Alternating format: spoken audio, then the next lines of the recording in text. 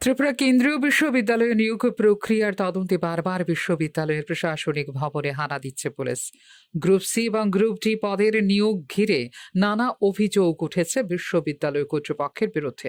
এক্ষেত্রে সুনির্দিষ্ট অভিযোগে নিয়োগ পরীক্ষা, উত্তরপত্র কক্ষ এবং উত্তরপত্র সিল করেছে পুলিশ প্রশাসন। অভিযোগগুলো খতিয়ে দেখতে বিশ্ববিদ্যালয়ের বিভিন্ন আধিকারিকদের জিজ্ঞাসাবাদ করেন তদন্তকারী পুলিশ আধিকারিকরা। এমনকি ত্রিপুরা বিশ্ববিদ্যালয়ের রেজিস্ট্রারের সাথেও আলোচনায় বসেন পুলিশ আধিকারিকরা। শুধু তাই নয়, রেজিস্ট্রারের পুত্রকে ত্রিপুরা বিশ্ববিদ্যালয়ের নিয়মিত পদে চাকরি প্রদান হয়েছে কিনা এ বিষয়ে ডেপুটি কন্ট্রোলার, ডেপুটি রেজিস্ট্রার সহ অন্যদের জিজ্ঞাসাবাদ করেছে পুলিশ। বিশ্ববিদ্যালয়ের বর্তমান নিয়োগ প্রক্রিয়া ঘিরে চলছে তদন্ত। প্রয়োজনে আবারও বিশ্ববিদ্যালয়ে যাওয়া হবে বলে জানিয়েছে পুলিশ।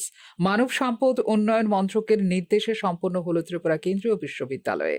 অবিলম্বে বিশ্ববিদ্যালয়ের নিয়োগ প্রক্রিয়া সম্পন্ন করার লক্ষ্যে কেন্দ্রীয় সরকারের পরামর্শে মঙ্গলবার তড়িঘড়ি বৈঠক করা হয়েছে। শুধু তাই নয়, এদিকে group A, group B, group C এবং গ্রুপ জি পদের উত্তরপত্র সিল কেন হলো, এর খেসারত কেন সকল স্তরের বেকারদের প্রদান করতে হচ্ছে, তা নিয়ে আয়োজিত হয় বিশ্ববিদ্যালয়ের এক্সিকিউটিভ কাউন্সিলের বৈঠক। এই জটিলতা নিরসনের জন্য আইনি পদক্ষেপ গ্রহণ এবং সম্পূর্ণ বিষয় আইনিভাবে মোকাবেলার সিদ্ধান্ত নেওয়া হয়েছে এক্সিকিউটিভ কাউন্সিলের বৈঠকে। এমনকি সম্পূর্ণ নিয়োগ প্রক্রিয়ার যাবতীয় বিষয় খতিয়ে দেখতে সুপ্রিম কোর্টের প্রাক্তন বিচারপতি, এলাহাবাদ হাইকোর্টের প্রাক্তন বিচারপতি, দিল্লি হাইকোর্টের প্রাক্তন বিচারপতি এবং প্রাক্তন মুখ্য সচিব ও প্রাক্তন পুলিশ মহানির্দেশকের নেতৃত্বে একটি তদন্ত কমিটিও গড়ার সিদ্ধান্ত নিয়েছে ত্রিপুরা কেন্দ্রীয় বিশ্ববিদ্যালয়।